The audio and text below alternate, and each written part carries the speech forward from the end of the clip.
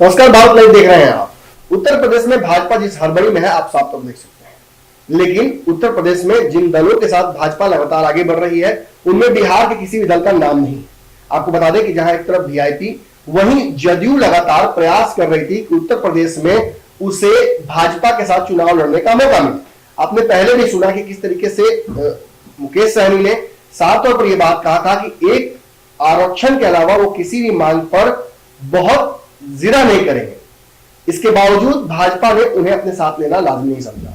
वहीं अगर हम जदयू की बात करें तो जदयू ने कहा था कि हम 101% प्रयास करेंगे कि हम भाजपा के साथ चुनाव लड़ें। इसको लेकर 50 सीटों की डिमांड भी रखी गई थी, लेकिन भाजपा ने कल एक मीटिंग दिल्ली में की जिसमें सभी अपने गठबंधन के दलों को उत्तर प्रदेश के बुलाकर उनसे बातचीत की और प्रथम जो चरण है उसके प्रत्याशियों की घोषणा करने की तैयारी भी कर ली।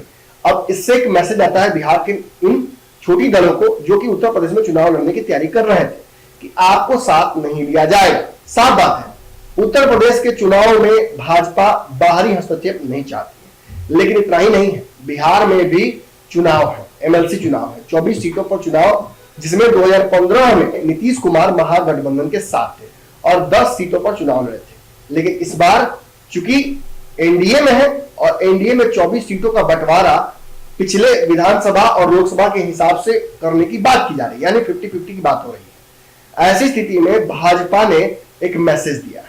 भाजपा ने स्पष्ट कर दिया है कि उत्तर प्रदेश में तो वो जदयू को भाव देने नहीं जा रही है, बिहार में भी 50-50 का हिसाब किताब नहीं होगा।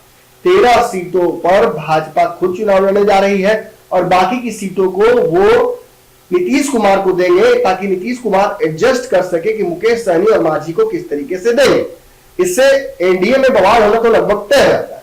लेकिन आप देखिए इस रिपोर्ट 2020 के विधानसभा चुनाव में भारतीय जनता पार्टी और मुख्यमंत्री नीतीश कुमार की जनता दल यूनाइटेड के बीच आधे आधे का समझौता हुआ था। अब नीतीश कुमार ने इस समझौते को आगामी विधान परिषद चुनाव में भी लागू करने की मांग की है, जिसे भाजपा मानने के लिए बिल्कुल ही तैयार नहीं है। इन चुनावों के लिए अधिसूचना जल्दी ही जारी होने वाली है।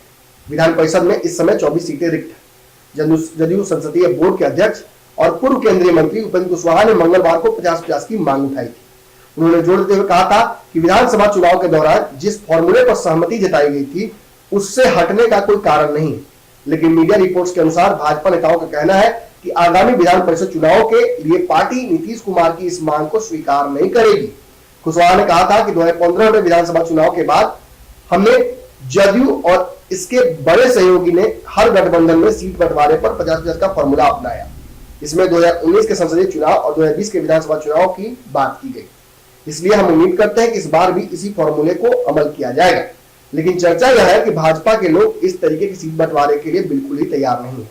इन सब का कारण है भाजपा के विधायकों की संख्या। 2020 में इस समझौते के तहत जदयू को 122 और भाजपा को 101 सीटें मिली थी। इसके अलावा दोनों पार्टियों ने पूर्व मुख्यमंत्री जीतन राम मांझी, हिंदुस्तानी अवाम मोर्चा और विकासशील इंसान पार्टी वीआईपी को अपने अपने कोटे से सीटें दी थी। वहीं बिहार भाजपा के अध्यक्ष संजय जायसवाल ने सुझाव दिया है कि सीटों की संख्या पर फैसला दिल्ली में लिया जाए और बताया कि जदयू का यह फैसला स्वीकार नहीं किया जा सकता है कि 50-50 के फॉर्मूले पर आगे बढ़े। उन्होंने कहा सबसे पहले तो भाजपा की केंद्रीय संसदीय समिति इस पर फैसला लेगी कि हम कितने सीटों पर चुनाव लड़ेंगे। दूसरी ओर सबसे महत्वपूर्ण बात यह है कि 24 रिक्त सीटों में 13 भाजपा की थी। राज्य के उप मुख्यमंत्री तारकिशोर प्रसाद ने भी कुशवाहा की मांग को खारिज कर दिया। उन्होंने कहा कि कुशवाहा के बयान का कोई महत्व नहीं है, यह पार्टी का शीर्ष नेतृत्व तय करेगा कि कितनी सीटों पर उम्मीदवार उतारने हैं। रिपोर्ट्स के अनुसार एक वरिष्ठ भाजपा नेता का कहना है कि भाजपा 13 सीटों पर अपने प्रत्याशी खड़े करेगी और 11 जदयू को देगी। उसके अनुसार 11 सीटों पर वह वीआईपी और मांझी को एडजस्ट कर सकती है। उधर हमने विधान परिषद के चुनाव के लिए 2 और वीआईपी ने 4 सीटों की मांग कर दी है। हम के प्रवक्ता दनिश रिजवान ने कहा है कि अगर हमारी मांग नहीं मानी जाती है तो हम दूसरी रणनीति पर विचार करेंगे। वहीं आगामी उत्तर प्रदेश विधानसभा चुनाव को लेकर भी मामला भाजपा और जदयू के बीच काफी फंस चुका है। ऐसे में इस विधान परिषद की सीटों के बंटवारे पर सबकी नजर है, क्योंकि बिहार अंततः उत्तर प्रदेश के गठबंधन नहीं होने की बलि नहीं चढ़नी चाहिए। बिहार में एनडीए में 100 समस्याएं हैं और इन समस्याओं से निपटने के लिए नेता लगातार प्रयास कर रहे हैं। लेकिन जिस तरीके से भाजपा नीतीश कुमार की मांग को खारिज कर रही है और छोटे दलों को एनडीए के किनारे कर रही है, कहीं ना कहीं एक बड़ा भूचाल आना लगभग तय नजर आ रहा है। आपकी राय क्या है? कमेंट बॉक्स में आकर अपनी राय दीजिए। धन्यवाद।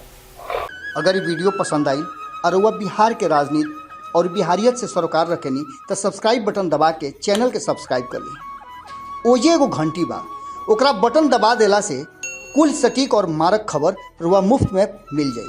अगर रुआ पत्रकारिता के हमनी के नया प्रयोग में सहयोग कर चाहतानी तो ज्वाइन बटन दबा दी।